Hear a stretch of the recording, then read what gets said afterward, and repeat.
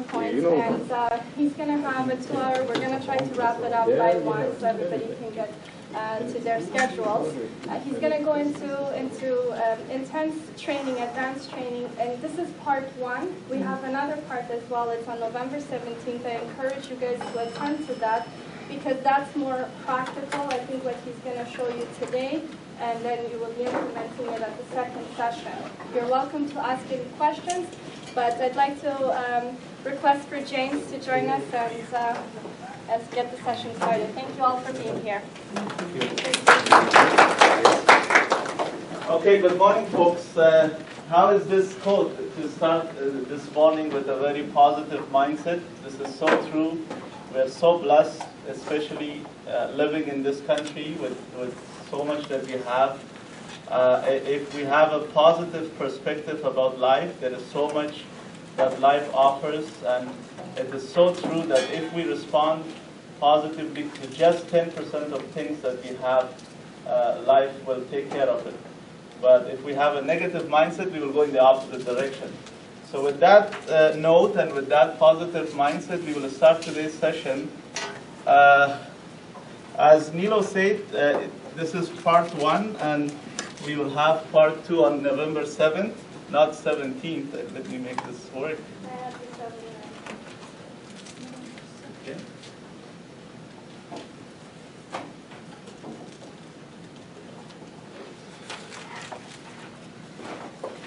This manual, okay? So November 7th?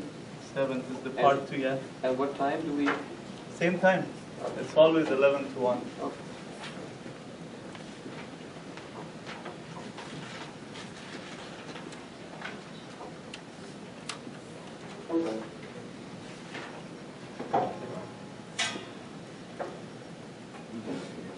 It's okay, I'll do it manually. Okay, as you guys, most of you might know about this, that my book is under publication. I have just finished it editing a couple of days ago. As we speak, it is printed, and it will be in our hands in a month or so. We have a launch party, book launch, which is on December 3rd. You are all invited, of course. We are expecting 500 top producers in that event. They are mainly focusing on building their team. This book is about building your team in a new way. The team-based model of in real estate has existed for a very long time. This is the new approach to team building. This is more to move you from being just a salesperson to a business person. And treat your real estate career as a business rather than just as a salesperson. So that's the main mandate of the book. Having said that, I think there is a lot of change in our industry. The biggest change, perhaps, is the change with what has happened in the past 5 years with technology. And this is where the change is. There is a whole book written, just came a couple of weeks ago. It was released. It is called The Challenger Customer. This is a survey that they have done of all sorts of customers, whether it is real estate or otherwise. In today's age and time, when a customer is thinking of buying and purchasing, they call you when they're in the process, already in the journey of buying their property. They're halfway there, perhaps they're more than halfway there, and then they will give you a call.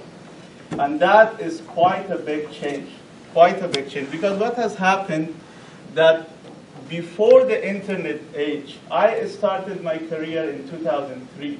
Of course, internet was there at that time, but not to the extent. Now, you might look back at me and think I'm not that old, but I started my career out of university right away with real estate. I don't know anything about health except real estate, so that is the reason I started very early on in my career. In 2003, the world of real estate and sales was so different. Of course, we had internet, no doubt, but not like in today's age and time. Now, if someone is thinking of buying a property, or for that matter, buying anything, on a Sunday evening, sitting at their couch, they have their smartphone, and they will search for buying, whether it is a property or it's a pair of shoes or anything, you name it. The behavior of consumer has shifted quite significantly. So internet has changed everything, and it has changed our industry. Unfortunately, our industry as a whole did not catch up with this advancement in technology. We are way behind. Especially we here in Canada. I was at the conference speaking at Inman in San Francisco. The Americans are way ahead of us in technology. They are not only 10 times our population, but they're also 10 times better in business than us. I mean, that's my belief because I observed it. They're way ahead of us. We're way behind catching up with the advancements in technology. So what has exactly happened is that now people go on internet for buying anything, and that includes buying a property. So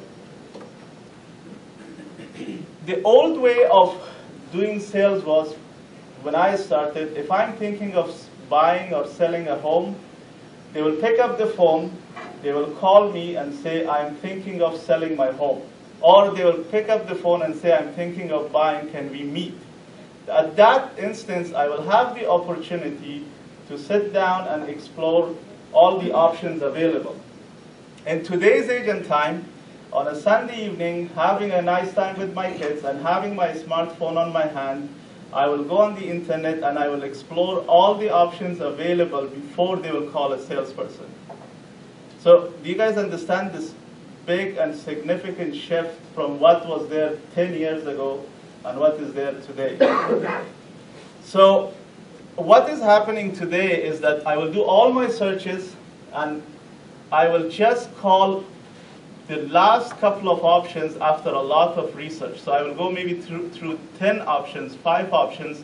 By the way, this does not only apply to buying a house, it applies to everything. Just imagine if you are thinking of buying something for yourself. You will go online, you will do your research, and when you arrive and conclude with your last couple of options, then you will call those people and then choose one of them. That's exactly what's happening today. It was not so in the past. You could advertise in magazines, in newspapers, and people will look at your advertisement and they will call you. In today's age and time, internet talks, and therefore they're 57% on their way. They have already made up their mind before calling you. And why is that? Because they're thinking that they don't need you. They can go and explore their options. They don't want to call you. You're a salesperson, and no one likes to talk to a salesperson. They will think that you will intimidate them. You will ask unnecessary questions. They don't want to talk to you. All the answers that they're looking, they can find it on the internet. So why should they call you? Do you see the mindset? Until and unless it is necessary, they don't have to call you. So therefore, if you want to be holding their hand from the beginning, you have to be on this journey with them, not when they're 57% on their way, but right from the beginning. And how is that possible? Is that even possible? Yes, it is possible. Now, a couple of years ago, or perhaps maybe longer than a couple of years ago, Google came with this idea. It is called ZMOD, or Zero Moment of Truth. This is the moment that they pick up the phone and they call you. Or perhaps, sorry, that's not the moment that they call you. This is the moment that they explore and look for the options available online. So basically, a buyer goes through this journey. Something happens that will alert them to look for a solution for the pain that they have. For example, they're thinking of not renting and buying a home. So this is an alert, right? This is something that they have to do something about, and we will talk about it. Once they reach here, this is the biggest balloon. This is where they will spend most of their time. At this ZMOD 10 years ago, when I started my career in real estate, this is the time that they will pick up the phone and they will call you. 10 years later in 2015, or perhaps 12 years later in 2015, they will not pick up the phone. They will pick up their phone, yes, but they will go on internet. Do you see the big difference? This is a big shift in the behavior of real estate buyers. And this is the area, if you're not present, you're not considered. And today we will discuss how to be here to hold their hand and walk them through this journey. At this point, they're not calling you when they're here, but rather they're calling you when you're here. So if you're not in this loop, you will not even get a call. You understand where I'm going with this? So therefore, going with the traditional way of advertising and marketing, it's not going to work. It might work with some people, but the market is shifting rapidly, and you have to adapt yourself with this shift. So before I go ahead, any questions? Everyone is on the same page with me? You guys are understanding where we're going with this? Yes? So the first thing is that you have to prepare yourself. The ultimate goal is that you want to be the agent of your community. And we will explore what do we mean by community, right? It is not necessarily the traditional meaning of what community means. So the first step, before any advertising, before doing anything, before all of a sudden thinking that this is the age of social media, let me go on Facebook, let me go and have my YouTube video, and let me do all those things, you have to prepare yourself. Now, because most of agents do not have a marketing background, and especially they don't have online marketing background, they think, you know what, everyone is on Facebook, so let me be also on Facebook, with not having a proper preparation and target. So first of all, you have to prepare yourself. That's the first step. So you have to pick a specific community that you want to target. Now this community could be a specific area, a specific neighborhood. It could be a specific type of people. It could be investors. It could be a specific language. But you have to pick a group of people that you want to target. Gone are those days that an agent could be everything for everyone, everywhere. It will not work. You are not although you're licensed to practice in Ontario as a real estate agent, you can sell a house in Windsor if you want to, but in today's age and time, if you really want to be successful, you have to be highly focused. And let me give you a couple of examples. Well, let's start with Zia, right? We all know him. Why do you think he is so successful? If you follow his career from day one, he was highly, highly focused. Now, not only is focused in a specific community, but even the type of product that he's selling is very focused. He's not selling any type of product. He's simply selling pre-construction. And his focus is investors within a specific community. Do you see? Now, for example, I know most of you live in Mississauga. There is a very successful agent called Sam McDad. We all know him, right? Those of us especially that are in Mississauga. If you ask most of people in Ajax or Pickering, or for that matter, Markham or Richmond Hill, they don't know who Sam McDad is. If you're living in Richmond Hill, we have Jason Atkins now and Darrell King. Now, those are the two top agents in Richmond Hill. If you ask anyone in Mississauga, I should not say anyone, but most people, they are not aware who Jason Atkins is. So this is a very localized business. It has been always like that. If you want to be successful, you cannot be everything for everyone everywhere. I hope that's very clear. So you have to pick your area. Now, after picking your area, you have to pick within that area a specific persona that you want to target. Now, do you want to serve seniors within that area? Do you want to serve investors within that area? Do you want to serve young first-time professionals in that area? It is your pick. Now, you might ask me, how should I know that who should I pick? This should align with your personal qualities. And we will discuss this a little bit later, but who do you feel confident, comfortable to be with? Who do you think your alignment, your personal alignment kind of matches with that type of persona, right? You should not put too much pressure on yourself. You're not a pressure cooker. when I started in the business, salespeople were treated like pressure cooker, which means you should do everything to match yourself. No, I mean, you should do what you feel comfortable with, the type of group that you feel comfortable to work with. So things have changed. You have to shift your mindset.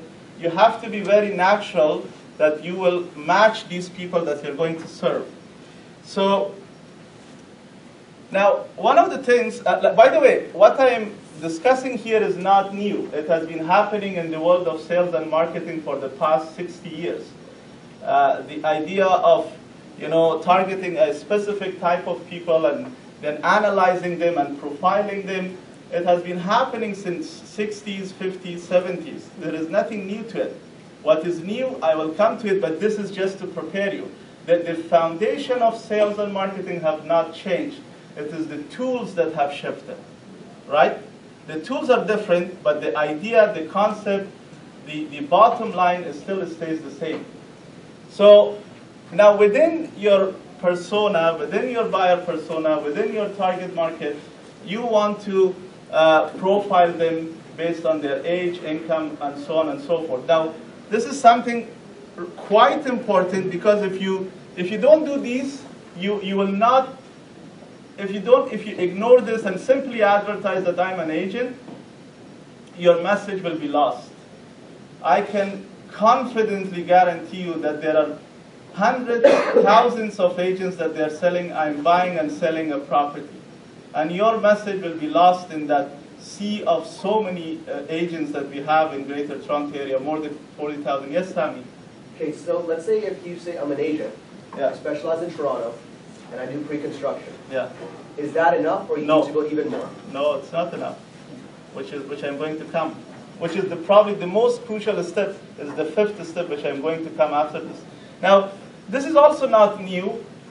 In addition to profiling your clientele or target base, you will also understand their lifestyle. You will also understand their beliefs.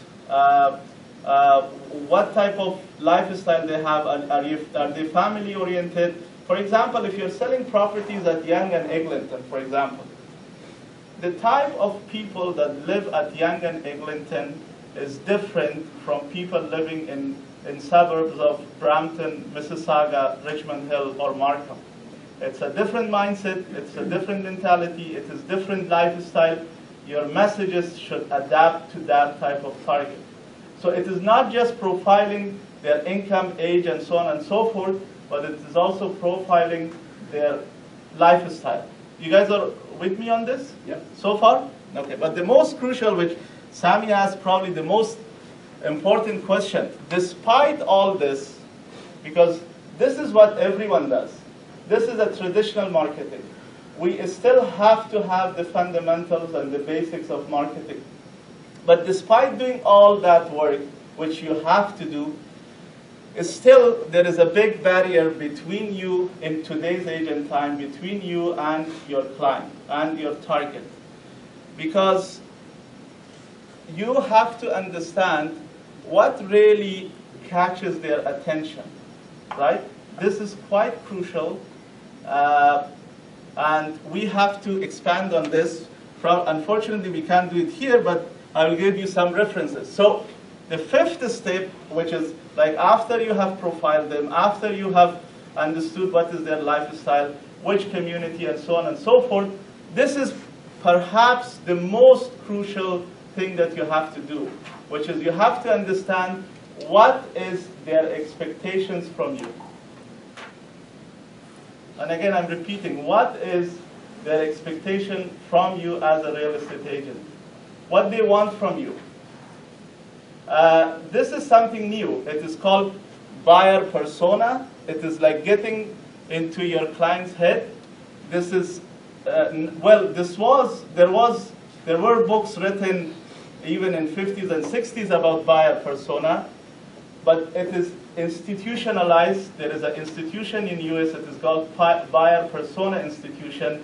It has become so important that in today's age and time, if you do not understand what your target market expects from you, your messages will be ignored.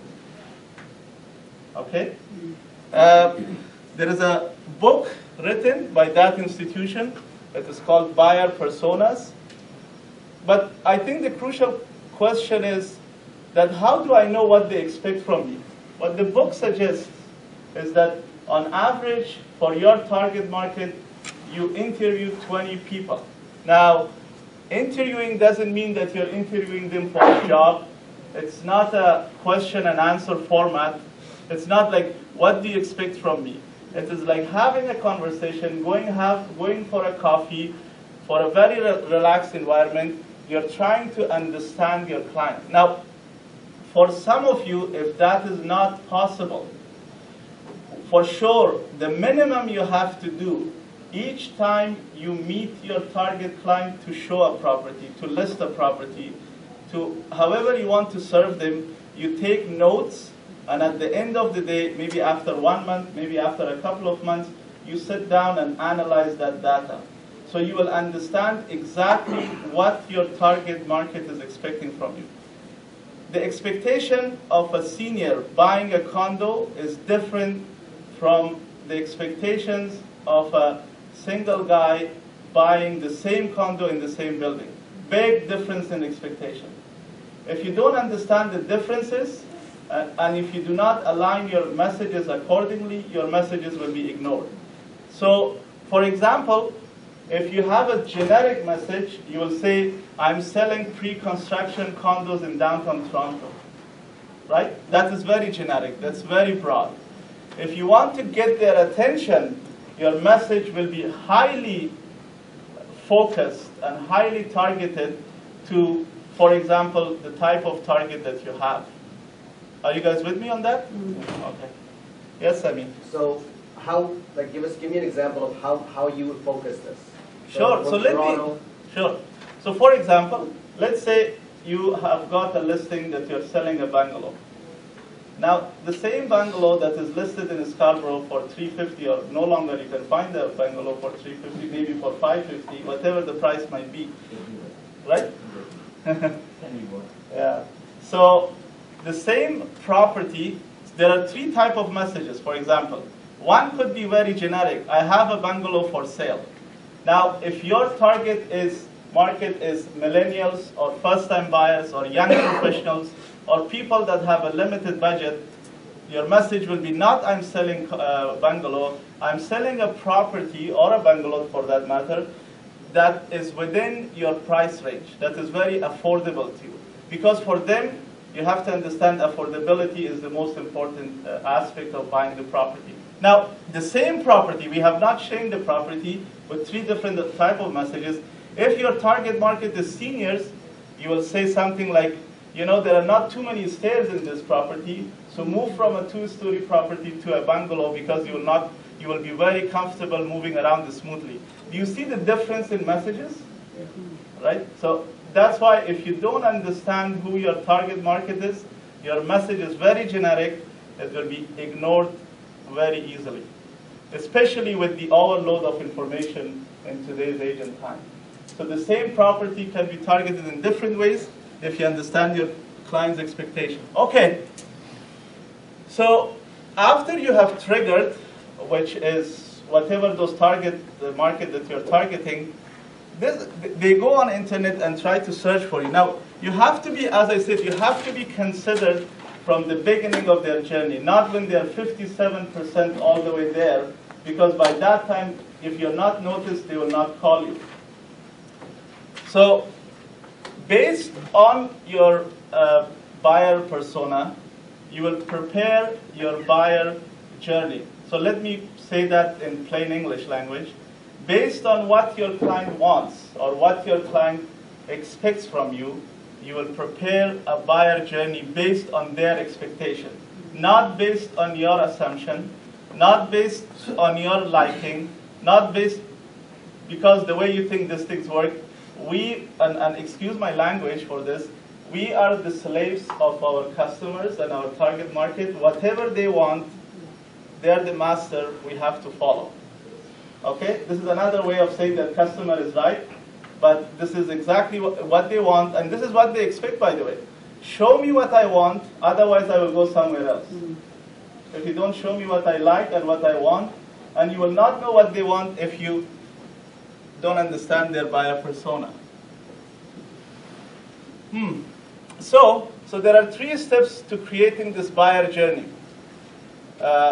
You have to map out your buyer journey based on what you have understood. You have to prepare the content based on that. So that example of bungalow is the content. If your target market is seniors, you will be preparing a content based on their expectation, based on the message that you want to deliver, and then you will publish it. Now, before I move ahead, I think I have given a lot of information so far. Let me see if there is any question, or if we are all on the same page. Is everyone good with this? Or you're overwhelmed? Yeah, go ahead. Can you go to the previous slide? Okay. Yeah. Thank you. Oh, no problem.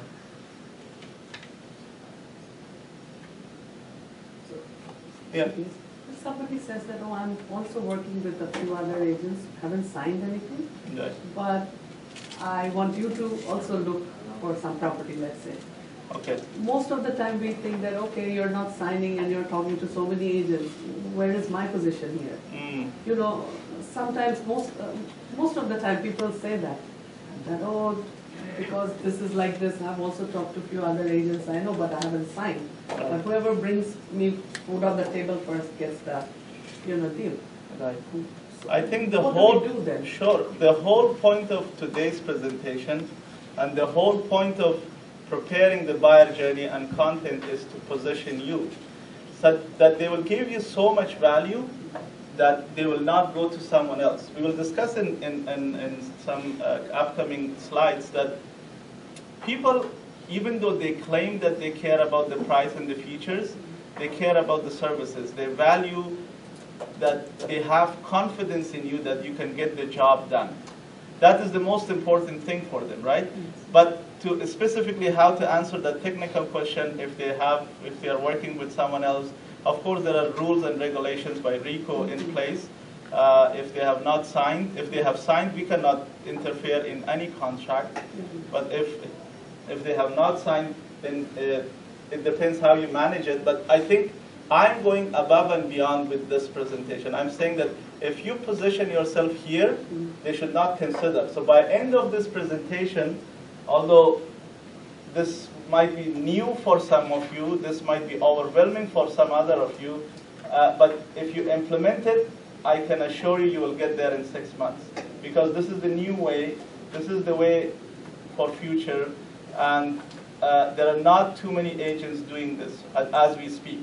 In US, there is a lot more people doing this. In Canada, I should say fortunately or unfortunately, because that is an opportunity for all of us. If we do it, if we are on the right track, we can really get our success faster. Okay, so just to give you an idea, on average, buyers are searching between 5 and 12 content. This is content. Content, by the way, not necessarily means a blog or a writing. It could be a video, it could be a graph, it could be, you name it, whatever type of content, that it could be even pictures. On average, buyers search between 5 and 12 content, that could be articles, videos, whatever, before they pick an agent, or for that matter, before picking any type of salesperson. So this is where that zero moment of truth is. You know what I'm saying? This is where the biggest balloon is. This is where consumers and customers spend more of their time to do the research. And if you're not here, if they don't find you here, you're not in the picture for them. Right? Okay. So how do they select you? As I said, they select you based on the content that you build, and that content build trust in them, build confidence in them, and that's why they approach you. I will walk you through giving you step by step, but let me quote you on this book that, by the way, the books that I'm displaying here, I will highly suggest if you read them, it will help you. This is the backbone of all the discussions we are having today. When you I'm just trying to read what the book quoted. When you create and share thoughtfully developed content, you help your readers gain knowledge faster, and that positions you as the trusted source. This is exactly to answer your question that you asked, right, about the positioning. If you want to be positioned above and beyond the normal competition, they have to trust you, they have to have confidence in you, and that can happen if you build your content.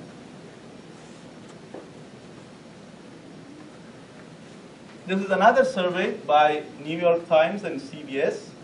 On average, people trust 30% of strangers, but they trust 70% of people that they know.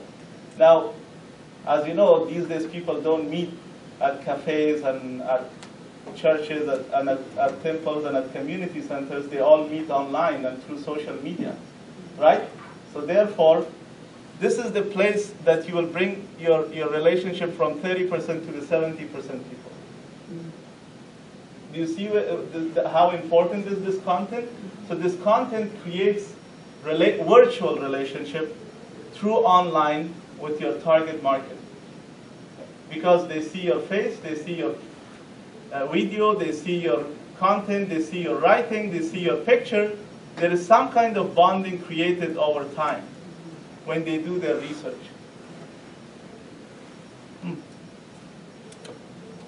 So in the past, what used to happen is that if I created a website, all I will do is talk about myself. For example, I will say, I'm the best looking guy in the world, I'm the #1 guy in the world, I sell millions of dollars a year, and I talk and brag about myself. The mindset in today's consumer is that they don't care who you are. You have to solve my problem. My problem is that I'm renting right now, I want to buy a house, how can you help me? Just tell me about that. I don't give a damn that you're #1 or #10 or you're the best looking guy. You know what I'm saying? Now, 10 years ago, that was so important. In today's age and time, especially if you're dealing with millennials, and I can tell you, in the past they were saying that the baby boomers, the seniors, were the largest growth population. Now the millennials are the next generation that is up and coming, and these are most of the buyers. They are the first-time buyers. There is a lot of them, at least for them, that they have grown in the age of iPhones and iPads and everything that you call it they have grown at this age, and therefore their expectation is exactly what we are trying to explain. And by the way, not only the millennials or the young people, look at Facebook. How many people are of your age on Facebook in today's age and time? Nobody expected, right? Actually, if you go to younger people, like teenagers, they are running away from Facebook to some new things like Instagram or whatever else, because they say we don't want our parents to see us what we are doing, right? So even all kinds of generations are online, and they're trying to create their own world. This is another good book. Your content cannot be dry. Your content cannot be just logical. It has to have emotional impact, so you have to tell a story. And the story starts like this. This is my past life, something happens, and this is my new life. I'm just trying to simplify telling a story. Your content should be telling a story. So your story for your client is, this is your past life, something happens, for example, you buy a new house, you have a bigger space, or you had a bigger space. For example, if seniors are your target, for example, then your story will go something like this. You have a big house that you don't need. You're paying for utilities, you're paying for property taxes. Why don't you downsize, buy a condo, and then you don't have to worry about anything. You might have a paid off property and you have no mortgage. See, you see that how you can shift this story based on who your target is? I cannot emphasize enough that if you don't have the target, you cannot create a story. So your content should not be dry. Nobody has the patience to read a dry content or a very logical content. It has to be told in a story. Okay? And the story is very simple. Past life, something happens, a new life, new world. So yes, the story starts with the status quo. and then you change. And I will give you a couple of examples. For example, one of these stories could be, now we are creating stories. Now this story can be in the form of animations. It could be you talking in a video. You could be writing. It depends on your talent. And of course, if you don't have the resources, you can outsource some of this. All you have to do is plan your marketing. And let me emphasize here, in today's time, marketing is blurred with sales, and even it is blurred with service. Marketing is everything. So if you don't have a good marketing, you belong to the past. If you want to be in future, marketing is everything. So for example, a story could go like this. You know what? I'm thinking of buying, but looking at Toronto market, some people are saying in Toronto Star that the market might fall. You know, I don't know what is going on. I don't want to take a risk. This is at the peak of real estate. I might lose money, right? That could be one concern, right? One of the ways to handle that is that you will have to provide a solution. You're a solution provider for that pain they have, right? And I will come to this, that you're playing a role of a doctor. You're trying to solve their pain. This pain is in their mindset. They're thinking that, you know what, I don't want to buy because I'm concerned about the market. You will shift that mindset by saying that, you know what, at the end of the day, buying a home is not about prices going up or down. It's about forced saving. It's about lifestyle. Because if you rent, the money goes to landlord. Yes, if you buy, the money that you pay monthly might be higher, but instead of, I don't know, spending it on nonsense things that you buy from Eaton Center, instead of buying from those places, you can put it towards your home, and this is a lifestyle change. You see how you can shift the mindset that is focused on a concern, right? You have to, by the way, for each of these stories, you have to come with a solution. Another way to handle the same topic might be, you know, you might want to break the mindset that they have. I'm renting. First, you have to prove that they are in loss. That's how you get their attention, right? And then once you get their attention, you talk about the new world that you want to bring them in. And then that's not good enough. Somehow, you have to link it back to you. Why should they come back to you? So they might be convinced that renting is a loss. They might be convinced that buying is an equity and future for my kids and all those good things. But why should they come to you? Somehow, you have to link what you have built. You're not going to build this story and then give it to your competition. Somehow in this story, you have to link it back to you to have the results. And the only way that you can do that is to show something that is different in you, a unique selling proposition, or USP. That means you have to say something that is so unique. For example, for this guy, I could say, I have been serving first-time buyers for the past 10 years. Or I have access only, or I focus only on properties that are within the budget for the first-time buyers. Right? Okay, like let me stop here and see if everyone is good so far, because this is a lot of information. I understand. Any questions, any concerns, anything that you want to engage? You didn't mention about the wealth creation in this one.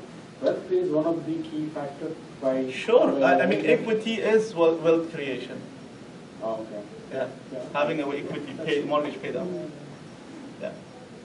Are we all on the same page? Can we say yes loudly? Yes. Okay. Trying to digest, but yeah. Okay. Is this overwhelming? Yeah. No? No. This is very useful. Okay. Okay. And well, it is so new that I was invited to talk at a conference in front of 3,500 people because the market has shifted, and I will come to the team building idea at the end. This is a totally new approach to team building. But by the way, this content is building on your team. At the end of the day, I have a lot of stories, but one of them is that when I started in 2003, a couple of years later, I noticed that I didn't want to be a salesperson forever. I wanted to build something long-term. I wanted to build a business. My family comes from a business background with a business mindset. I want you to treat your business, whether this is your first year or your 15th year, from this point on, you have to promise me that your mindset will shift and treat this not as a salesmanship, but rather as a business. If you don't treat it as a business, you will be chasing clients for the rest of your life. I will see you in 95-year-old, you're still walking into a house and the dog is coming after you and you're scared. So I don't want that to happen at that age, okay? So you have to shift your mentality. I hope you're on this with me. I have gone through this journey. It took me 10 years to be here, and I'm sharing my life stories. I hope you're on board, because if you're not, for the rest, I mean, we have people that are in this business for so many years, still they're exactly where they are when they started this business. So you want to treat this differently. You have to have a business mindset, and that's what I'm trying to prepare you for.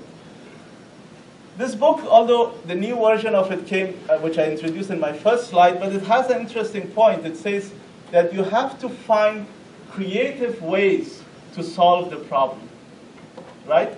So any agent can buy a house for any client. What is so different about you? Okay? That is the value that you provide. Can I just ask you a question? When Sure. you talk about value, Right. and value basically relates to knowledge, Right.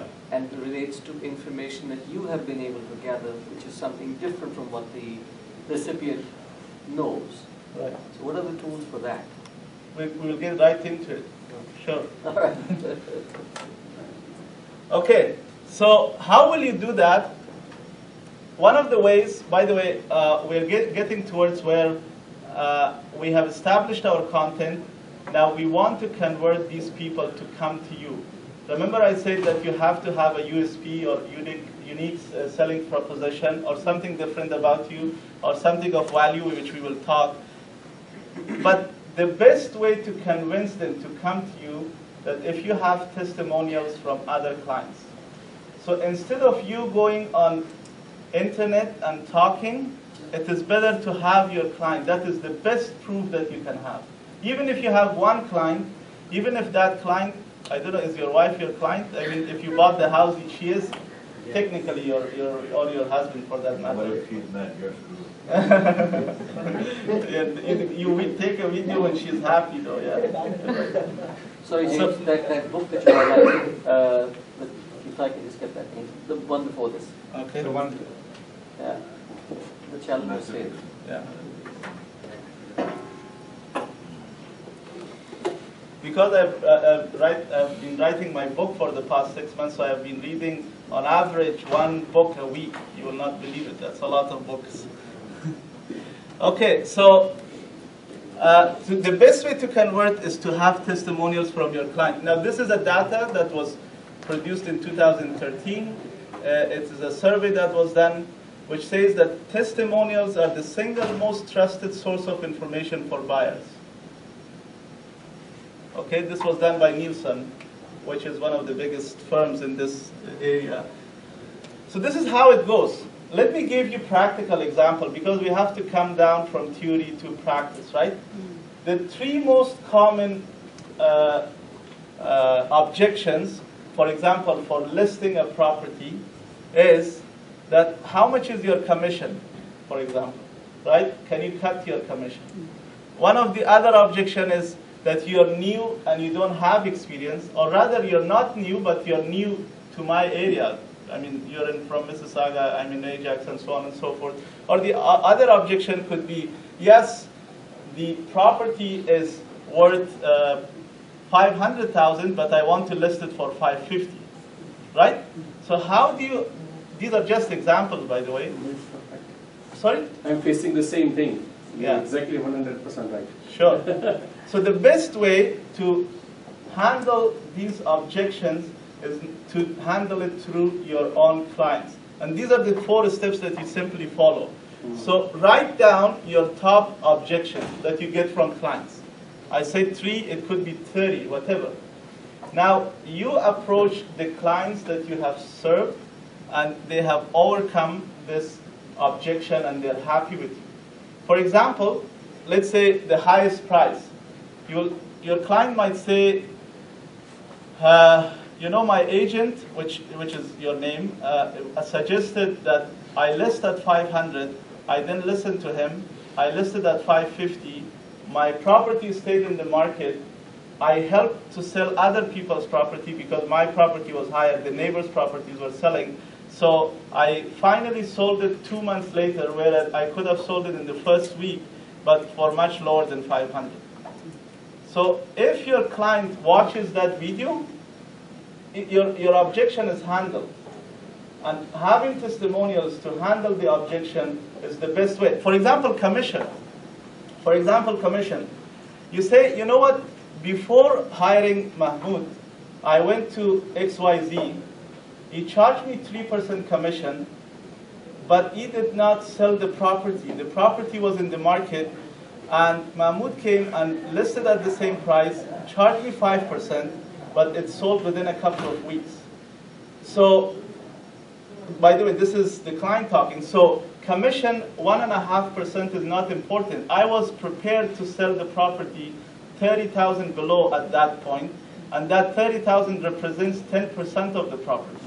The property would have sold 10% lower, but I'm just going to pay him 1.5% now, so I'm saving 7.5 or 8.5 or whatever the case might be. Do you understand where I'm going with this? Yeah. So, by the way, what I have just told you with the commission is the best way to handle. When you're at the listing presentation, we are speaking about listing presentation in the part 2, which is on November 7th. But let me give you a tip, which is one of the best ways to handle commission objection, is if they say, for example, the property is listed at 500,000, if they come and tell you, you know what, you have to cut your commission to 3% because XYZ and ABC is offering that, or whoever it is, your way of handling should be that, you know what, you should be selling the property at the highest price possible and at the fastest time possible.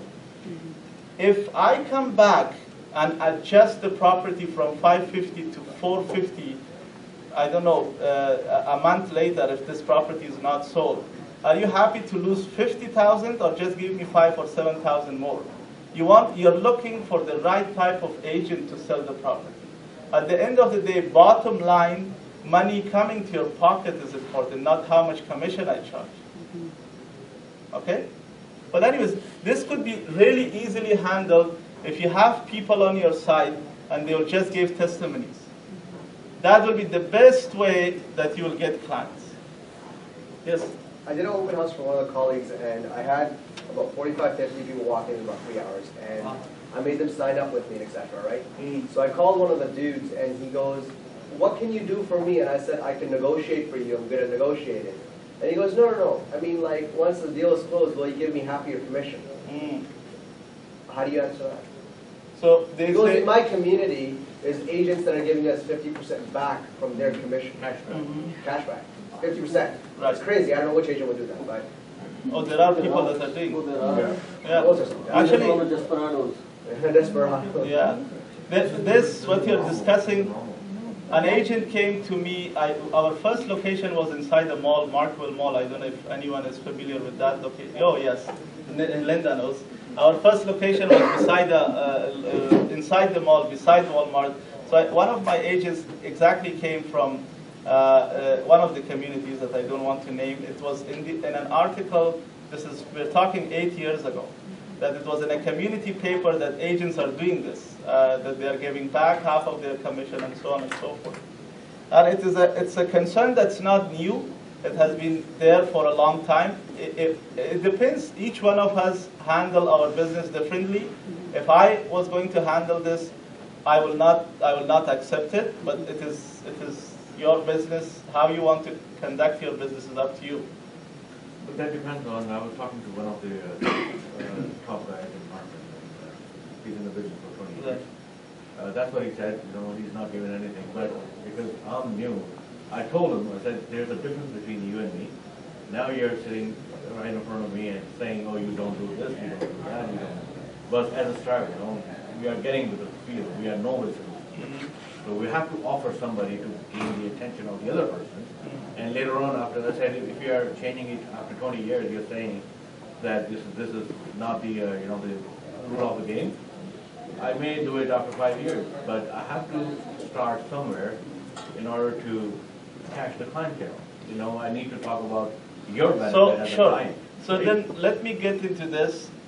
Let me tell you this very confidently. I have been in this for the past 10 years, and I've been through ups and downs and all kinds of clients from all kinds of commission. The issue of commission comes into play when they see you equally same as all the other agents. I can say this very confidently. If you and your positioning and you as an agent is very equal to everyone else, the only point left is to negotiate on commission, whether it is take back or listing commission or whatever else. If your position is different, if they see you differently, for example, they might say, you know what, let him charge full commission, but you will negotiate properly for me. Or you will put the right type of clauses to protect my best interest. Because I'm buying a $500,000 property. What if this guy is giving me back $10,000, but I'm losing $50,000 because he did not protect me properly? If your positioning is different, I can assure you that you will be different. And that is exactly what we are trying to prepare you for. So what you're offering today, it is up to you. But at least in future, you want to consider to be in a different position. And that can happen when you establish your image through online marketing. That you are different, you're providing different value, you will be looking out for their best interests. Okay? Okay, so now, is everyone good to go ahead? Yeah. Sure? Yes. So far, so good? Yeah. Okay. Okay, so now they will pick up the phone and call you, which is called first moment of truth. This is their 57%. By the way, the 57% is average. Some people are 80% of the way there. For example, the question that Rizwan asked me, they just selected the property, everything is done, all they have to do is buy the property. They are 80%, 90% of the way there, and they call the agent, right? So 57% is average, but it could be higher. They're all the way to the end. All they need is someone to come to sign the documents, right? But you don't want to be at that position. Like, think about this change. In the past, consumers would say, how can you help me? Today, they say, how can you make me the best? There is a big shift in the mindset of consumers and our customers. So, when they contact you, I want to give you some of the general tips. I will get into specifics. So let me walk you through what we have done so far, because I don't want you to be lost in this overwhelmed information that we have provided. First of all, you picked and selected your target market. You have analyzed, you understood what they want, what is their expectation, right? That's the first step. Based on that buyer persona, based on that your target that you have segmented, now you prepare and build the content. The content is not like the 10 steps of buying a home. Just let me clarify, that's waste of time. You're not going to do all that to prepare. Your message is not generic. You're not going to say like how to stage your property. You have to be very specific, okay? I cannot emphasize enough. Maybe 10 years ago, or 7 years ago, whenever this online marketing started, maybe at that time people were generic. For example, this top 7 steps of selling a home. Those days are gone. Who is your target? What they want from you, you will write accordingly. Otherwise, you will waste all your resources and you will get nothing. So you prepare the content based on your buyer persona. Very specific message. Exactly what they expect. How do you know what they expect? You talk to them, you ask them. Again, I'm trying to exaggerate this so that we remember, we are the slaves of our customers. So they order, they're the master, and we prepare the content accordingly. Okay? So we have gone through that step. They saw us online. We have testimonials. Now is the time they pick up the phone and call you. Or now is the time that they fill the form on your website to contact you, or now is the time that they will email you. So in one, or maybe text you, or for that matter, Facebook you, or private message through Facebook or whatever means of communication they're contacting you, okay? You have to respond right away. People are online and they're constantly shifting. As soon as possible, you have to respond. And let me tell you the mentality. If we are going to a restaurant with our friends, which might have happened to all of us, you're sitting on a table, you're sitting for half an hour and nobody cares to come to you. Someone in the group has short temper and gets mad and just says, let's walk out, we're not going to stay in this restaurant, right? Just imagine a scenario in the same restaurant if the waiter is so busy, passes by and just says, give me 1 minute, just give me 1 minute, and he doesn't come for another 2 hours, we will all gossip and talk, and nothing will happen. Do you see how our mind works? As soon as we acknowledge that somebody exists, that we know that, you're saying that, in your mind you're saying, they know that I'm here, so then you have peace. Therefore, the least you can do is to acknowledge them that I know I received your email, or I received your text, or I received your Facebook message. This is how naturally we work, especially in today's hyper information involvement and overload, okay? You have to acknowledge them right away. And if you start talking to them on the phone or email, you will try to engage, or text or Facebook message or whatever it is. Don't let them go. For example, they will say, I want to buy a house. You say, okay, I will show you some houses. You have to get out of them as much as possible. Now, to contrast this with marketing or talk similarities with marketing, the same way that you have to be very specific, you have to, as they say, personalize the experience of your customer. This is the moment that you will get everything possible about their kids, about their in-laws, that they're not happy that they're moving out, but they have to, whatever. You have to play with all those emotions. Everything that they talk to you about, you have to listen. And in fact, you have to ask very tactical questions to get out of them as much as possible. Okay? And of course, you respond. For example, if they email you, you respond in email. If they text you, respond in text. If they message you through Facebook, you will use the same medium. If they message you through Facebook, you don't have to email them. They don't like it. It has to be in the same medium that they contacted you. So basically, buyers are looking for partners. They already know, they have already researched. This is the point, or the F-mot, or first moment of truth. They're calling you or they're contacting you simply because now, by this time, going through your content, you have established trust, and they trust you and they call you to take them in the next steps of the journey. Okay, so literally, customers are looking for a partner. Your clients, when they're calling you, they already know the process. They want you to partner with them and walk them through the journey of these steps of buying. So, talking about that general ideas, let me prepare you for meeting the client. Now, what we are discussing here in part 1 today is more theory. If you come to the second part, exactly what I said, I will put it into a step-by-step of serving a buyer and seller. This will be exactly implemented on November 7th, step-by-step into actually doing it. So that will be more of a practical session. But I want you to understand the value of online marketing, the value of the shift in the behavior, in the mindset of people, so that then I prepare you for the next session, okay?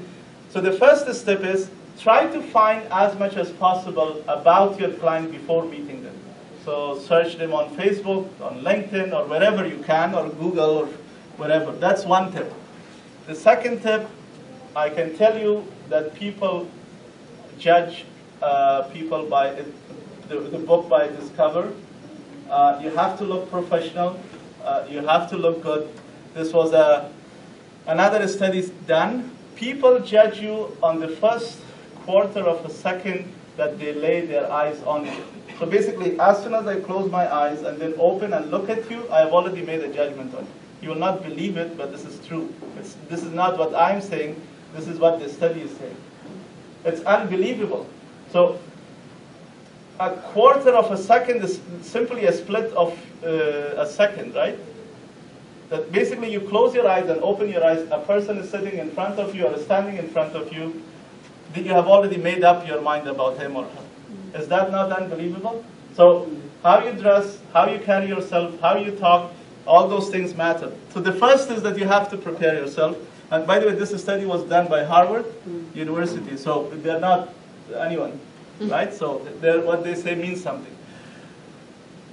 About everything in life, but I'm not here to counsel you on marriage and family affairs. Let me talk just about sales, but this applies to every aspect of your life. If you have a positive energy before starting any type of meeting or any type of conversation or any type of relationship, if you start with a positive outcome, what do I mean by positive? By thinking that the outcome will be in your favor. Just put yourself in that mindset. Now, trust me, when you're in that type of a mindset, your behavior, the way you carry yourself will be different. So when you're going to a listing presentation, you say, I know that I will get this listing. This is my baby. So I don't have to worry about it, right? So if you're in that positive mindset, well, this is our nature, and these are all studies. This is not something that I came up with. So everything in life, by the way, everything that you do, if you have a positive perspective about life, about relationship, about meetings, the outcome will always reflect that positive attitude. Okay, so another thing about clients, that they love to hear their name. They love that, okay?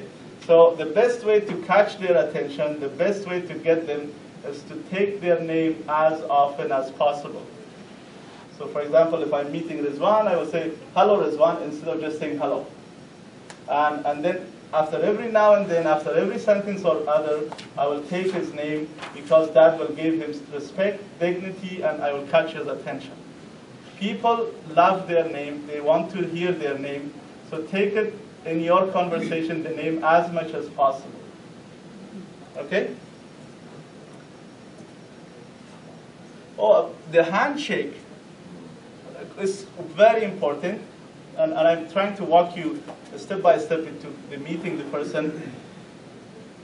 The best handshake is the most confidence. It has to last between 2 to 5 seconds.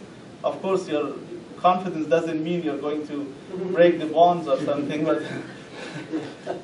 but I think more than having a confident handshake, the most important is that you have to look eye to eye.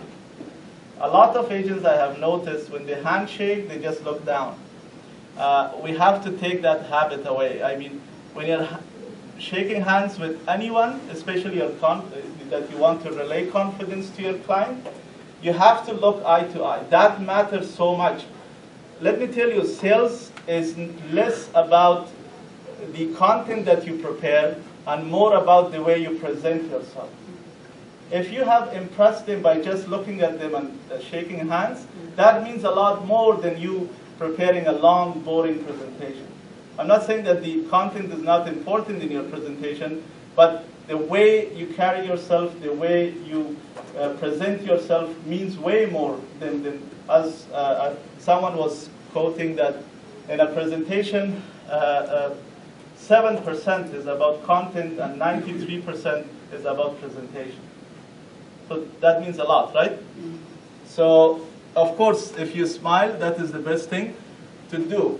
At the end of the day, you have to know that basically when you're meeting people, they have to like you and they have to trust you. And how does that happen? Basically, for people to like you and trust you, you have to be yourself. Tell the truth. You know, some of us, we try to be like XYZ. We try to be like ABC. We try to be someone else by impressing. It's not only in client-agent relationship. When we are going for a date, by the way, you know people have sixth sense, right?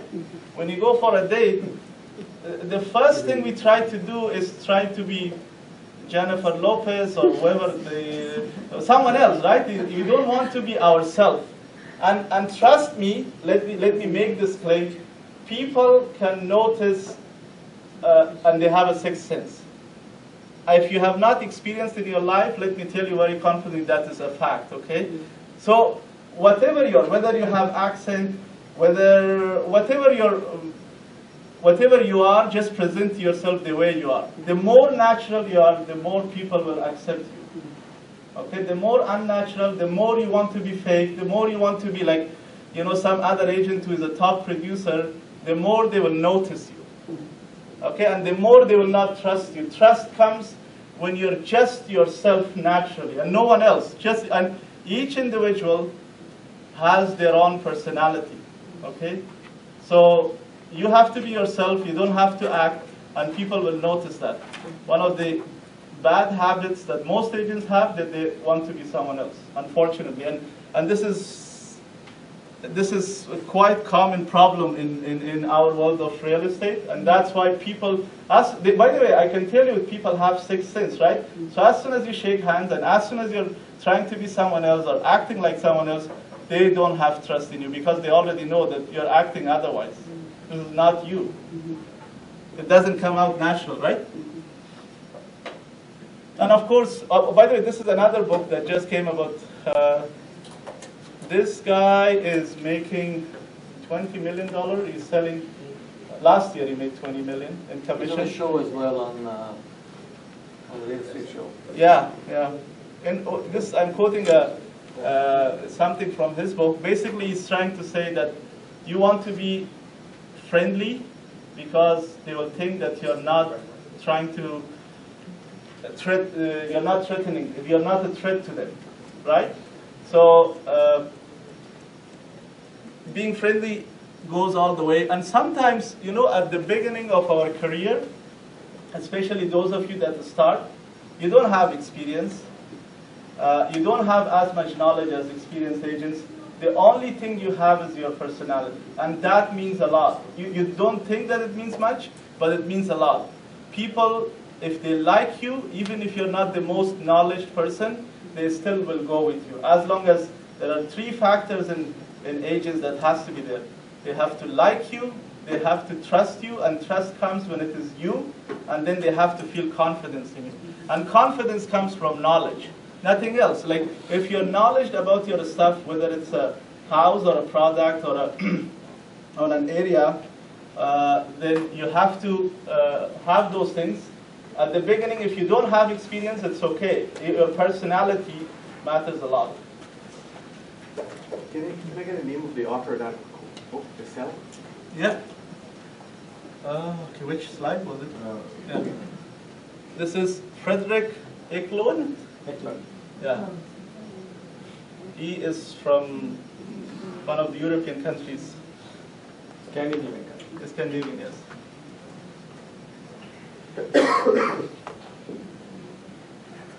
Okay.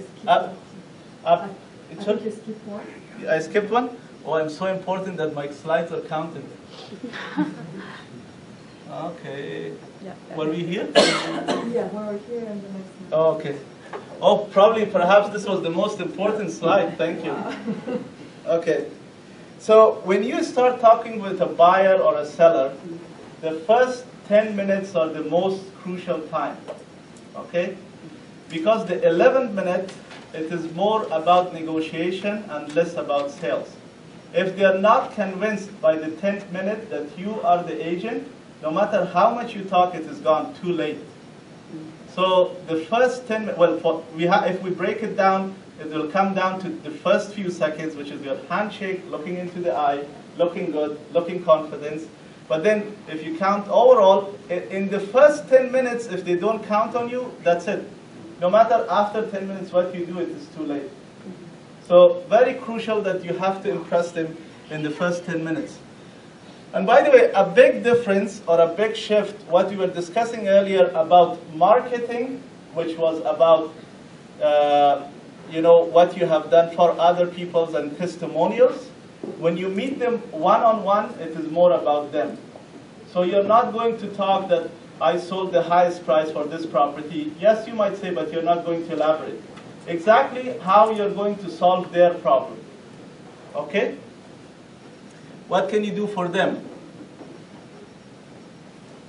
You know, one of the best ways that you can shift the mindset, although I talked a little bit about this earlier when someone asked me a question, is that you take your client from where they are right now and move their mindset to the new world. So for example, if you say, if you move to the new house, it has a bigger living dining room, you can have a lot of guests, you can bring your brother and sisters for a lunch, and you guys can be together in this room. It is all about emotions, right? So you have to go along with that emotion. And whatever the case might be, for example, for a senior, it could be totally the opposite. You know what? This is a big house for you. Just imagine going to a condo. You don't have to worry about cleaning. You don't have to worry about snow. You don't have to worry about grass cutting and so on and so forth. So you're always taking them to their future. And as they say, that money buys happiness. I don't know about that, but I can say you happiness buys money. If you make people feel good about their future, they will go with you. If nothing else, remember that quote, happiness buys money. Okay? If you can make people feel good, they will be with you. And in order to feel good, you have to take them to their future. Okay? And whatever that future might be, whether it is downsizing, upsizing, moving to a new place, whatever the case might be, you have to find out. Do you see how creative you have to be in your sales? Right? You have to be creative to make sale happen. Okay. Now, in order to close the deal, of course you have to be assertive. And by assertive, I mean that you're convinced that this is the best deal for them, that this is the best option for them. You're not arrogant, you're not aggressive, you're not pushy. Those days are gone. Those are belonging to the past century. Well, 1999 was past century, that's what I mean. Not that long. But in today's age and time, you want to be assertive. Assertive means that I'm convinced, I'm confident, this is the best option for you. It's as if I'm buying this property for myself, so I'm kind of telling you this is the best option for you. Okay? So you cannot be relaxed till the end of the time, otherwise you will never close a deal. Right? So you sit down, you know what, Joe, I got you this property, we looked at 7 so far, I can tell you this is the best option, look at these features, look at these benefits, look at the price, look at the location. We have to go with this one, right? That's how you will approach it. And it has to be genuine, it has to be natural. It's not because you have to get your commission check or because you need the money you're saying this. It has to come natural. That genuinely you think that this is the best option for them. Okay, are we good so far? Can we continue? Yeah. Yes. Okay, I have to. Can you? I can, yes. That's okay. Is everyone good? Yes. Yeah. Can we continue? Yes. Okay. Okay, so we were at the alert, creating our community. First moment of truth, they contacted you. Now we are in the second moment of truth, which is having experience with you. We met them, now we are trying to serve them. Now, the entire part 2 is specifically about this section. I'm not going to spend another 2 hours on this, which you have to come another day, but I will just give you some hints as to what will be coming up. So, show up, in fact, not on time, but before time for appointments. These things matter. They're small, but they matter. You return calls promptly, right? Or return, for that matter, any kind of, your responses should be promptly. Try not to have your emails and texts with a lot of errors, because again, people judge by what you write, okay? What you promise, you have to deliver. And of course, never ever you go there and complain about life, or complain about your spouse, or complain about anything. Nobody wants to be around negative people. Okay? No one likes. They might give you a shoulder, they might cry with you. Next time you call them, they say, you know what, we changed our mind. We're not going to be, we are thinking of buying 6 years later. Okay? So you never want to complain about anything. No matter what's happening in your life, you have to bring a smiling face to the client. They want a positive energy. Nobody wants to be around negative people, I can tell you. Even those that claim, they say, bring your pain to me, they don't like it. Okay? Bring your pain to me. Okay, so sometimes our clients are ridiculous, but still we have to accommodate them. For example, they say, you know what, they have seen it for so many times, the same property. They say, you know what, my mother-in-law just came from back home. I want to show the property. So can you take me for the 5th time? You're thinking, I have taken you already 4 times. What is so new about that house? Nothing changed. Do not have that type of a mindset. Try to accommodate as much as possible. Okay? And sometimes you're on the right side, but in order to keep them happy, and we will talk in the next section or two about referrals, this is the best way to build your business. Yes, they're asking too much, but you have to accommodate as much as you can. Okay. One of the best ways that you can that you can build and bond your relationship is to remember your conversation, what has happened last time. So for example, if they were taking their kids to enroll in some hockey game or something, the next time, the first thing you will say is that, also, it's not about, oh, let's go see the property. It's about, so what happened to kids that they go to hockey game? How are they doing? You have to remember your last conversation.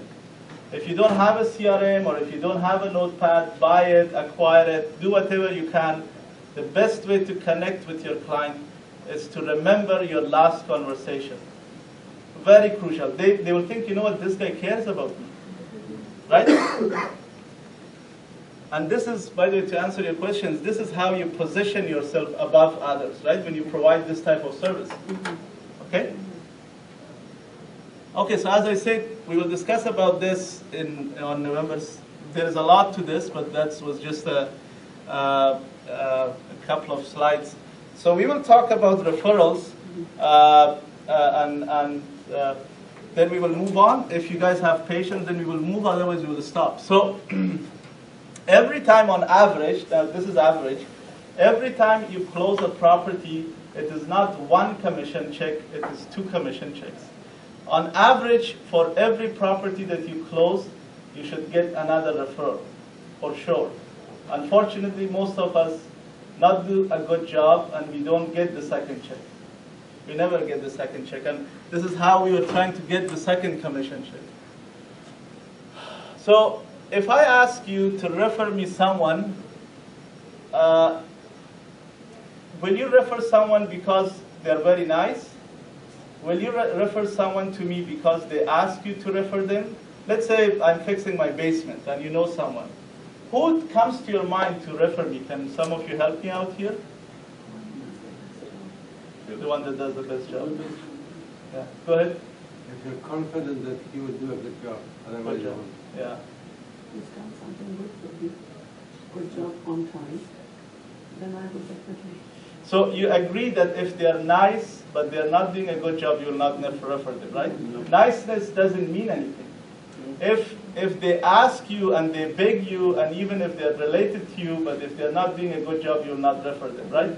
So you can see that one of the other mistakes that agents made in the past is that they say ask for a referral.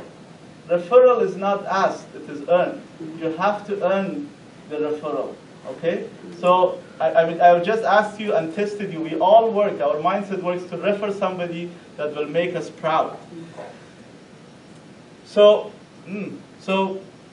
one thing that about establishing your business, you have to know, successful agents, this was a study done, between 80 to 90% of their business comes from referral. 80 to 90%. So they're simply sitting at home, the call, the email, the text message comes to them to serve the client. And that is because of the service. That's why I was saying that if you don't want to chase clients till you're 95 or till end of your life, then you have to have a vision. And that vision should be a 5-year plan. In 5 years, you want to sit down at home and 80 to 90% of your business will come from referral. And that can only happen if you provide quality service. And of course, in addition to providing quality service, there were some studies done that people do not keep in touch with their clients. For example, 88%, by the way, this is by National Association of Realtors in US. They have done a study that 88% of buyers would hire previously aged agent, but they have never kept in touch, so only 10% did. That's very low. So 88% would like to go back to the same agent, but only 10% did because they never kept in touch. And same thing for the sellers. So that was not really good numbers. So basically, relationship starts during the sale, during the transaction, but it is nurtured after the transaction. Some of the examples, you don't have to do all of them. Some of the examples could be, for example, calling on birthdays. You might say, I'm already doing this on Facebook. Everyone else is also doing on Facebook because that's the easiest thing to do.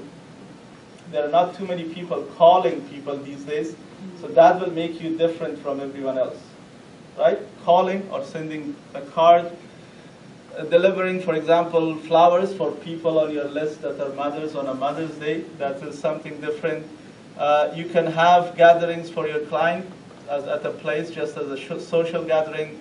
You can celebrate their cultural or religious occasions by sending cards or wishing them those things. These are just some of the examples, but what I'm trying to say is that keep in touch with them, because word of mouth goes out really fast, and that's the best way to do it. Now, this is another tactic that I want you to, if you're going to ask, you will not ask very general, okay?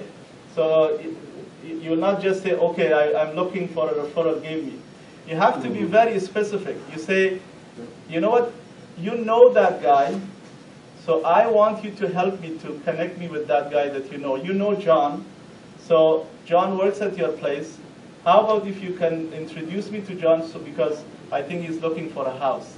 If you are very specific, then people will refer you, and that will build and establish your relationship better than others. So if you're going to ask, you cannot simply just print something at the back of your card and say, I'm asking for referral.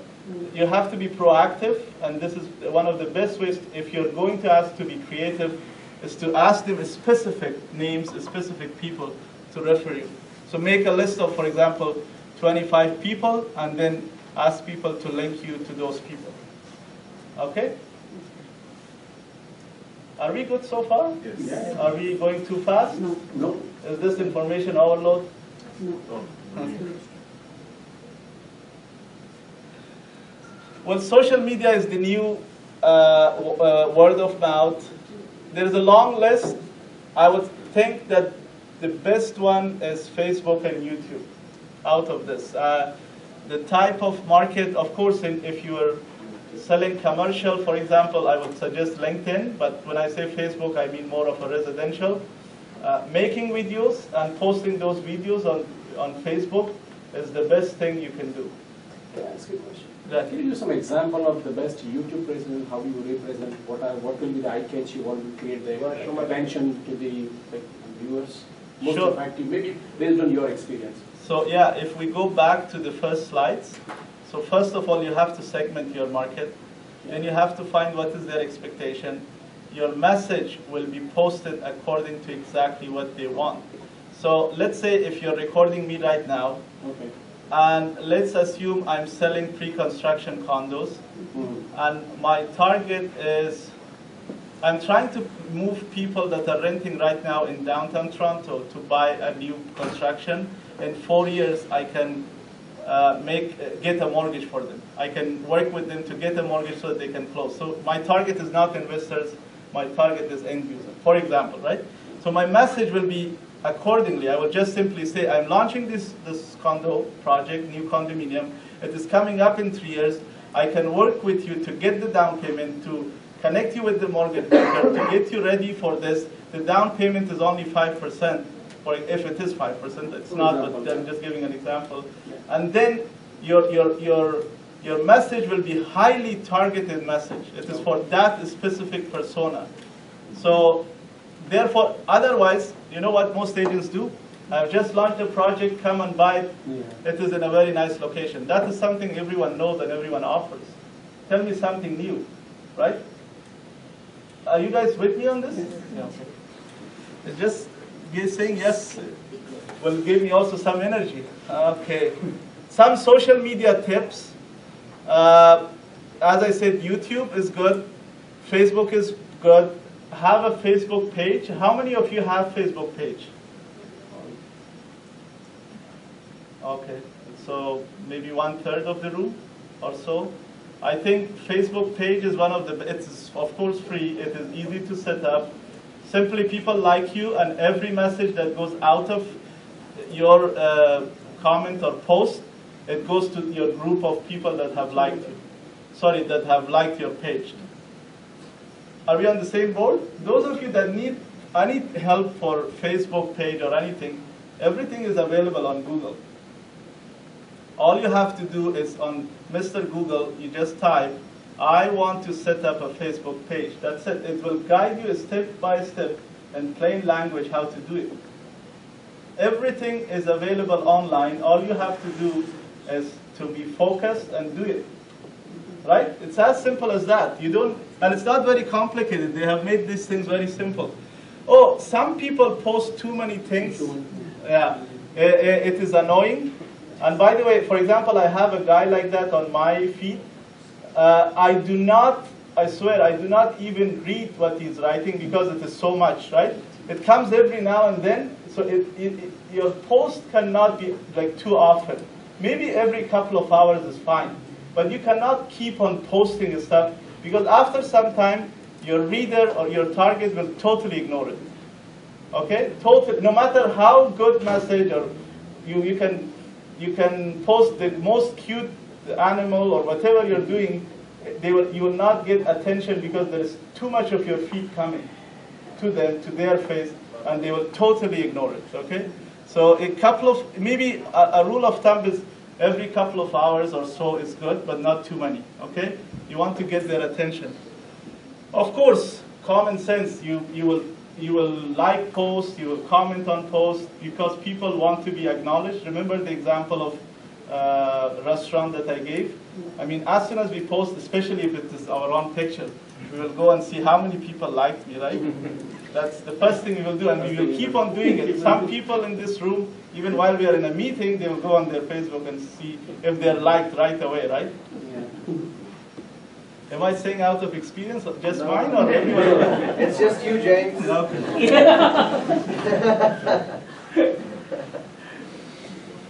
Okay, so these are the 3 things you want to do with your Facebook. A piece of good information, okay? This could be ideally the content that you have prepared, ideally. If you don't have it, you can share someone else. Ideally, you want to post something valuable. And again, if it is highly focused, if it is targeted to your client, that's the best, okay? So for example, you prepare the video about pre-construction, targeting people in the area to convert renters to buyers, for example, right? So something valuable from you.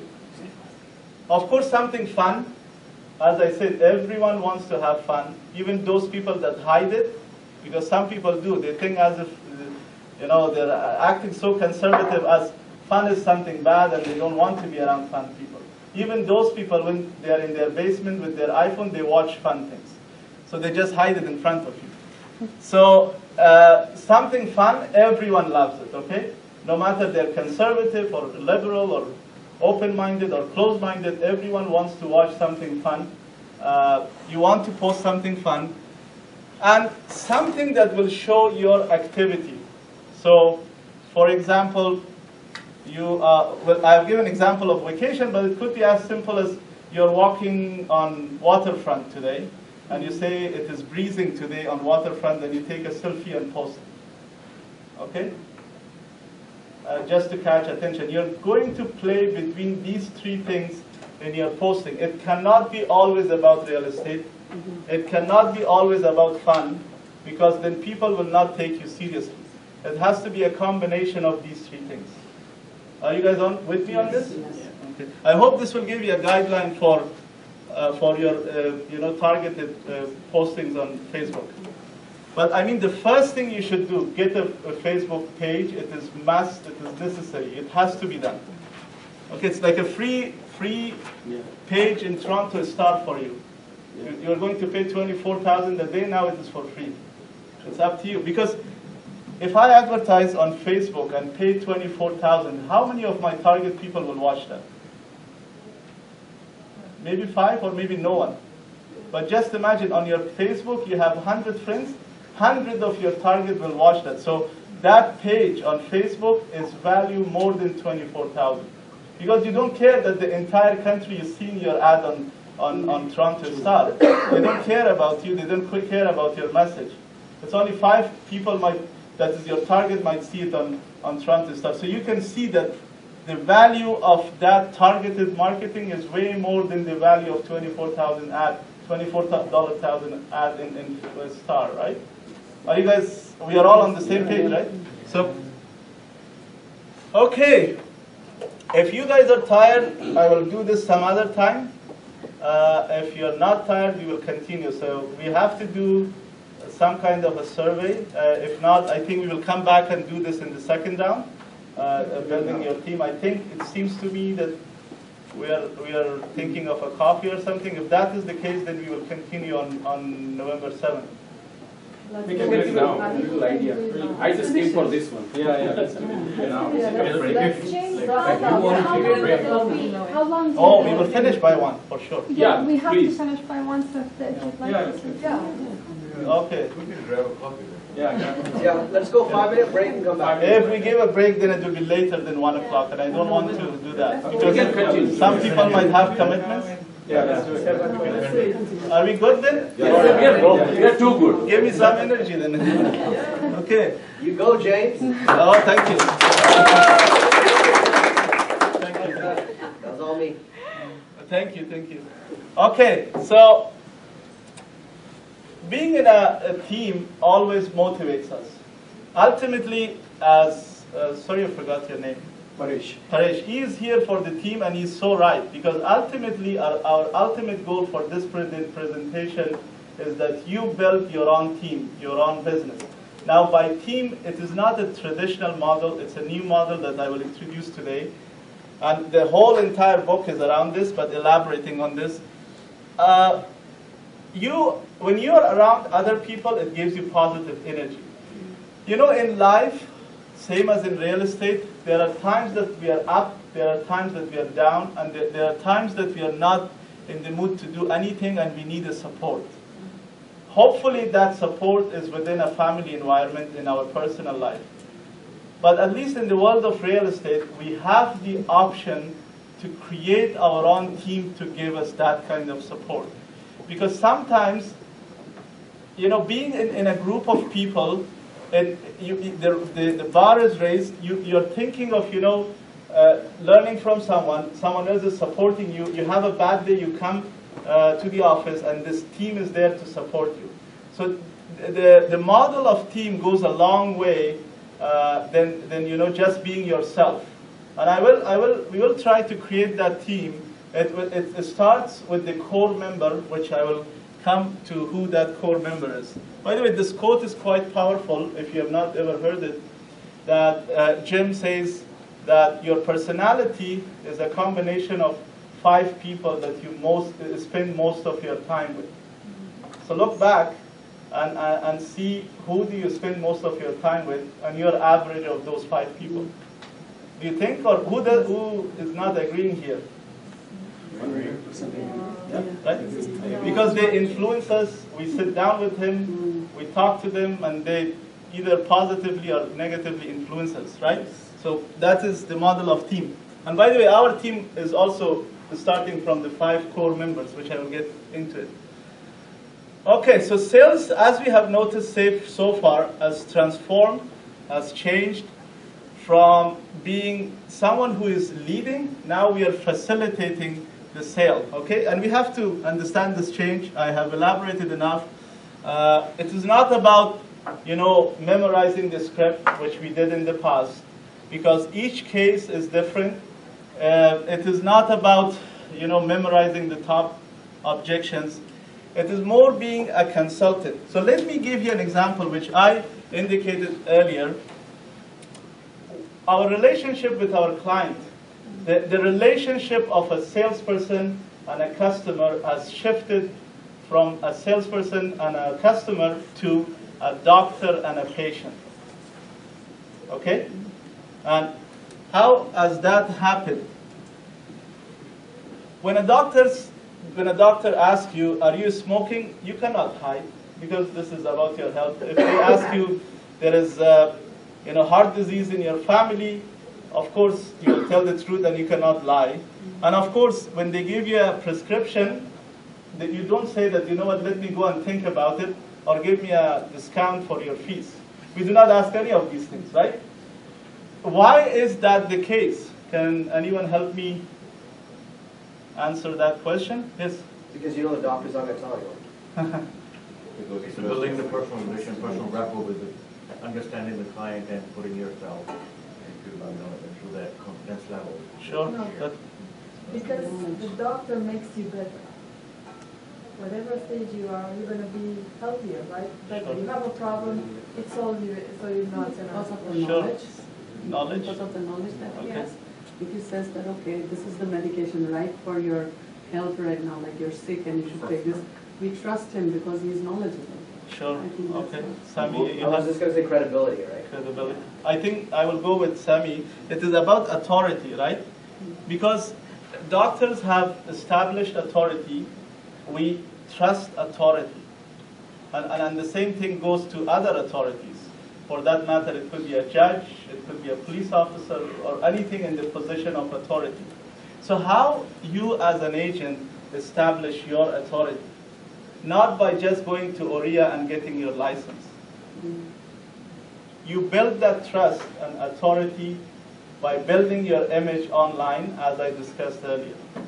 By saying that you're expert in the area that you're trying to serve the client. When they see you as an authority, as a position of a doctor, then they will listen to you. Then they will not discount your commission. Do you think the top producers discount? No, because they have established authority. For example, someone might say, I want to buy a condo with Zia because he will get the lowest price possible in the market. Why should I buy from someone else, right? I'm giving example of Zia because we all know him, right? And then someone else is also offering that they're selling pre-construction condos, but they're giving you half of the commission back to you. If you're thinking of buying a condo, would you go with that guy that is giving you half commission back, or will you go to Zia, who has established his authority that he has access to day one price with the builders and with the best units? If he has convinced you, which one will you go with? Yeah. Right? So establishing authority is your ultimate goal, and that can happen through preparing content, which we went through quite extensively. And as I said, social media, online marketing, writing articles, writing your opinion, these are all things that will establish your authority. I have discussed it and elaborated, and I will not do any more, but to start with, therefore, the traditional team building model in the past was that I'm a successful agent, now I will hire somebody who will just serve my buyers. But that success was established through traditional marketing of advertisement and you name it, the traditional way of establishing your credibility. In today's age and time, I am, just take my word for it, that if you want to establish your credibility, if you want to establish your authority, either you have to become an online marketer, or partner with an online marketer, or hire an online marketer, or outsource an online marketer, whatever the case might be. Sales today is not simply sales. We have proven this, that people do not pick up the phone and call you. They will search on you. Then you establish your credibility. They go through the zero moment of truth. They find you, and then they will call you. So for that to happen, your first team member has to be an online marketer. So how you do it is up to you. I suggest in the book, my model, if I was to do it, I would partner with an online team marketer. The reason I will partner is because it is a lot of work. Marketing, somebody might say, I will do online marketing for you. They go and just create a website and post things on social media. That is not going to work. They will charge you money and it is waste of time. That is something that everybody promises you. They claim to be online marketing. As I said in the book, online marketing is unfortunately doesn't need license. You know, like a renovation guy. Everyone can claim that I can, renovate your basement, but when they come and do the job, you'll find out that they were not qualified, right? So same thing applies to online marketing. Everyone, and even big companies, are not doing most of the time that they're promising because it needs a lot of resources. It needs a lot of research. It needs a lot of market segmenting. It needs a lot of time, writing, and so on and so forth. So either you have to bring your knowledge about online. How do you do that? By reading books about online marketing. Either do that. If you're not going to do it, then, my suggestion is to partner with someone. But of course, I will leave it up to you. It could be outsourcing or, by the way, one of the problems with outsourcing, just to tell you, for example, outsourcing it to India or wherever, Vietnam or wherever they're doing this outsource marketing, it's in an ideal world it will work, but in most cases it will not, and I will tell you why. They're not knowledge about the local market. It has to have your footprint on everything that you write. So it has to be you. It has to be your identity, because everyone has their identity online, right? If your writing skills are not good, or if all those things are not good, then if you're outsourcing, you have to work very closely with the person that you're outsourcing.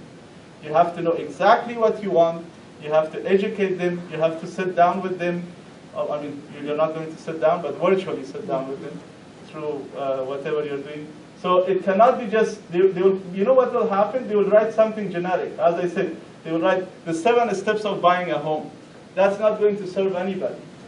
If you want to do a proper one, it has to go with the local knowledge. So be careful of that aspect. I'm not saying that you should not outsource, but if you are, it has to be a very close relationship. Are you guys understanding what I'm trying to say, right? Okay.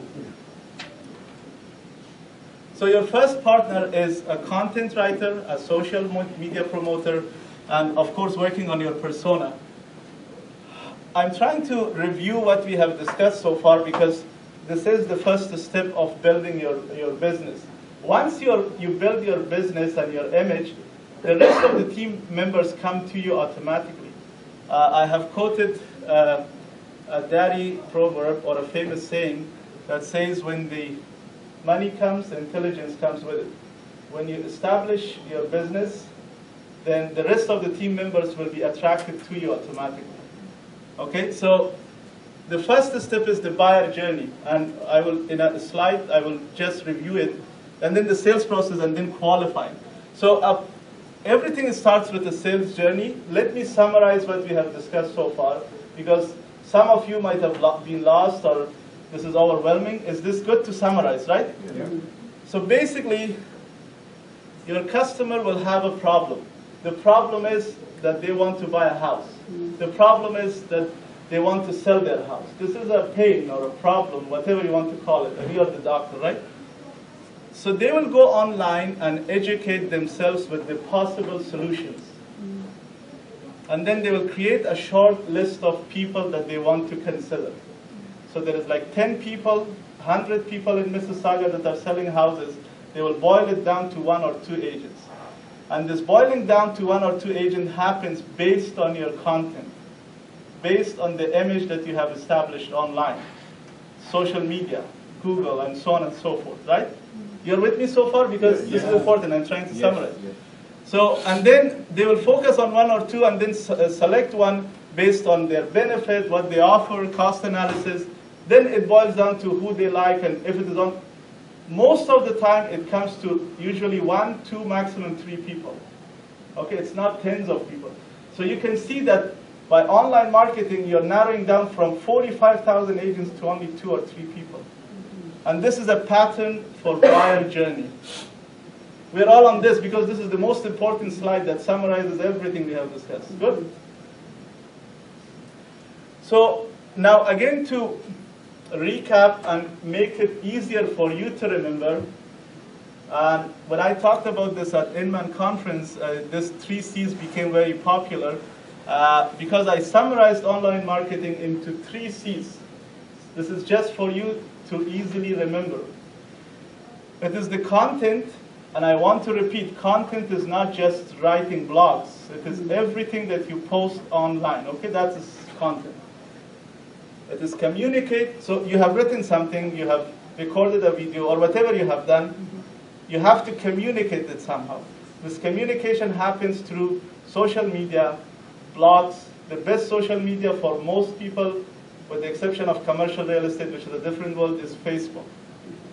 The best tools are YouTube and Facebook, and with that goes animation, if some of you have access to animation.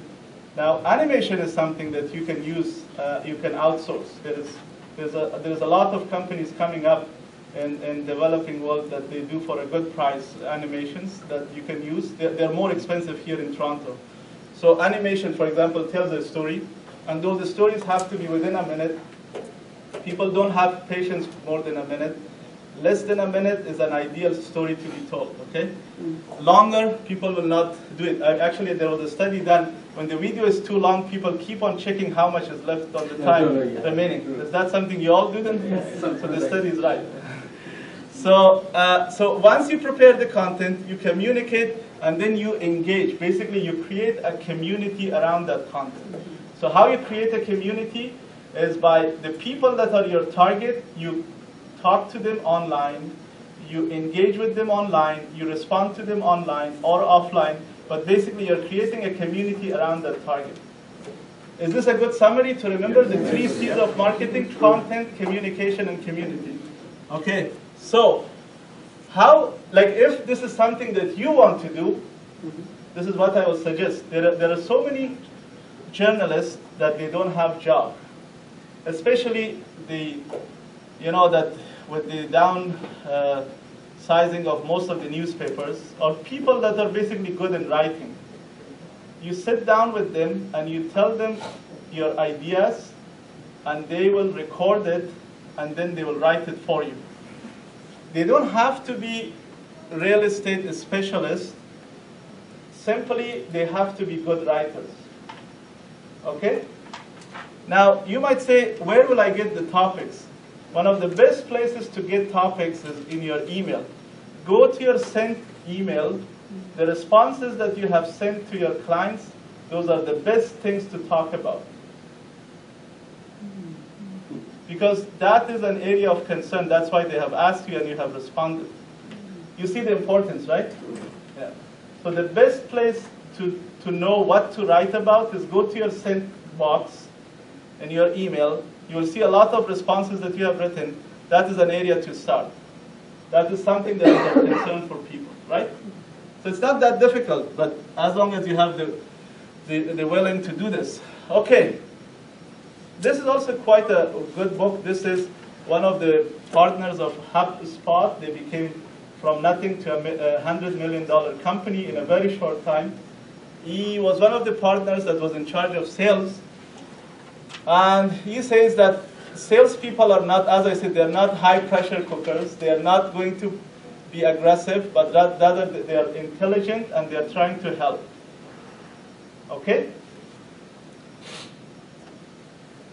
Okay, so that's why you will ask tactical questions. You will try to find what is their motivation, why they are doing this. So the more you ask, the more you understand, the better you can close. So as an example, so the way an inbound call might be handled is, hi Joe, this is Bob at World-Class Realty Point. Did I catch you at a bad time? No, I have a minute. So you will say something like this, that you have, by the way, this is just an example. I have put a generic article, but this is more specific, that you will say that, you know what, you have downloaded this, do you have any question? You're not going to say, are you going to buy a house with me right now? Because that is what used to be said 10 years ago. Today you will say, how can I help you? How can I take this to the next step? Yeah. So this is inbound where, how do you know someone's read your article? Because they have downloaded and filled the form. Or okay. There is also a sophisticated level of marketing, by the way. That's why I say partner with an online marketer. Yeah. As soon as they come to your website, you can know, okay, it is possible. Can be notified, yeah. Okay? Okay. So basically, I have broken it to a connect call, or a connect contact, the first one. Then you will follow up with a discovery call, which means you're trying to find out more. And then that might lead to presentation, which is buying or selling or first meeting. So you're not going to push them to come and buy with you right away. This education journey, because buying journey is an educational journey, continues. Okay, by the way, I'm summarizing this because your first team member, I don't want you to be lost. We are still talking about a team member. I'm just trying to say how you organize your first team member. The first team member could be yourself. But if you don't have the resources, then you have to hire an online marketer. And this is the guideline that you will give to your online marketing guy. Okay? Because most of the online marketers, by the way, they don't know exactly what's going on. Especially in the world of real estate, they're not aware of it. Okay? So, I want to end with this, which is another 5 minutes. What we have discussed so far might be considered passive for some of you. I want to give you a couple of tips, especially for the ones that are just starting, and they want to be more proactive in generating leads, okay? For example, one of the things I used to do in Markham long time ago, I used to contact properties that were sold 4.5 years ago, because most of the time on the 5th year, on the renewal of the mortgage, people consider to sell the property. And on average, I don't have the stats now, but 70–75% of the mortgages are 5-year fixed term.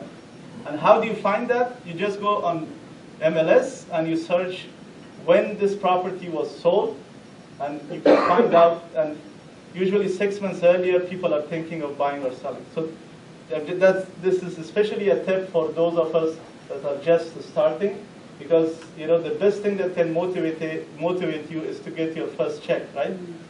I mean, of course. Sorry, one more thing. If you do the CMA for example, in the neighborhood of those 4.5. CMA we will going to do it next November 7th. Okay, no, I'm talking about if we do the CMA and present it to the client within the neighborhood and the community.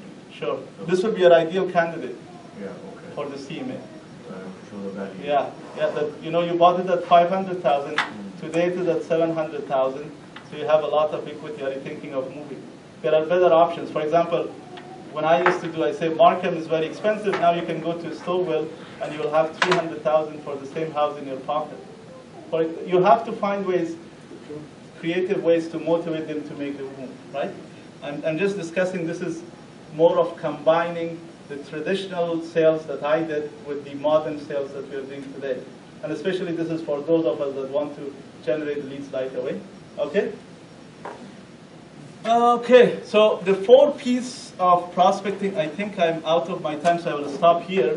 We will discuss it later. But to summarize, basically, your team starts with the online marketer. Once you establish your online marketing, then we will be talking about how to have a buyer specialist, seller specialist. But you guys are still not at that stage. First and foremost, you have to do your online marketing partner. So in a minute or two, or at least in 60 seconds, I will summarize everything we have said. Basically, people do not call you at the beginning of their buying journey. They call you when they're 60% in the game. They have already made up their mind who to call. If you're not in that 60% buying journey, you will not be in the picture. In order to be in the picture, you have to prepare online content marketing.